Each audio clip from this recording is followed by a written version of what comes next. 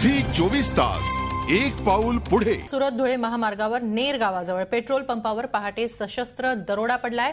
सुमारे 3.5 लाख रुपयांची रोकड या पेट्रोल पंपावरून लुटून नेण्यात आली आहे। दरोडेखोरांनी पिस्तुलाचा धाक दाखवून ही लूट केली आणि विशेष म्हणजे हे संपूर्ण दरोडा नाट्य सीसीटीव्ही कॅमेऱ्यात कैद झाले।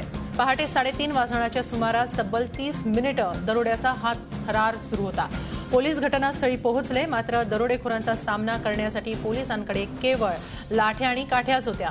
पिस्तुलधारी दरोडेखोरांना पकडण्यासाठी योजना आखत असतानाच दरोडेखोर संधीचा फायदा घेऊन पसार झाले। थोडक्यात 3.5 लाखांची ही लूट झालेली आहे आणि ही लूट सीसीटीव्ही कॅमेऱ्यामध्ये कैद झालेली आहे। धुळे सुरत महामार्गावरच्या पेट्रोल पंपावर नेर गावाजवळ हा थरार सगळा घडलेला आहे। दरम्यान पोलिसांना चकमा देऊन दरोडेखोर पसार झालेले आहेत। आपण याबाबत अधिक माहिती घेऊया आमचे प्रतिनिधी प्रशांत परदेशी यांच्याकडून। प्रशांत, ज्यावेळी हा दरोडा घडला तेव्हा दरोडेखोर संधीचा फायदा घेऊन पसार झाले, त्यांना अडवण्यासाठी गेलेल्या पोलिसांकडे लाठ्या काठ्या होत्या असं समजतंय। आता काय झालेलं आहे? आतापर्यंत काही तपास, काही मागोवा, काही सुगावा लागला या दरोडेखोरांचा? मला अद्याप या दरोडेखोरांचा कुठलाही मागमूस लागलेला नाही पोलिसांना।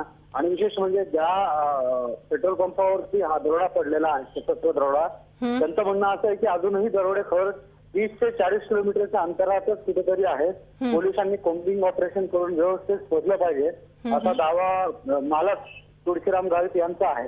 विशेष म्हणजे यात सर्वात महत्वाची गोष्ट अशी आहे मालिक की दरोडेखोरांकडे 5 ते 7 पिस्तल होते असं प्रत्यक्षदर्शींचं म्हणणं आहे। म्हणजे एवढ्या मोठ्या प्रमाणात शस्त्र येतात दरोडेखोरांकडे आणि पोलिसांकडे काठ्याला होत्या। अशा परिस्थितीत दरोडेखोर समोरून पळून जात असताना पोलिसांना दिसत होते, मात्र पोलीस हतबल ठरले, त्यांना ते पकडू शकलेले नाहीत।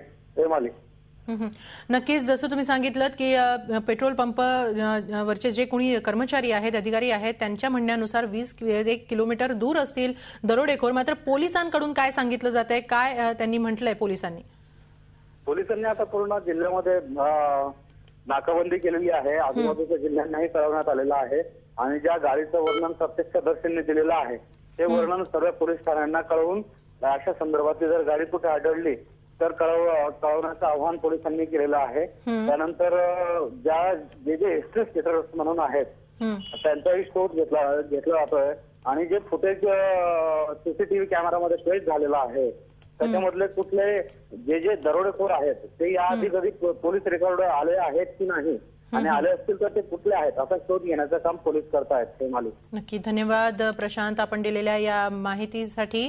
सुरत धुळे महामार्गावर नेर गावाजवळच्या पेट्रोल पंपावर पहाटे सशस्त्र दरोडा पडला आणि हा दरोडा सीसीटीव्ही कॅमेऱ्यामध्ये कैद झालेला आहे। मात्र ह्या सगळा थरार सुरू असताना पोलिसांकडे केवळ लाठ्याकाठ्या होत्या आणि त्यांना दरोडेखोरांना पकडता आलेलं नाही। सध्या पोलिसांनी नाकाबंदी केलेली आहे, मात्र हाती फारसं काही आलेलं नाही।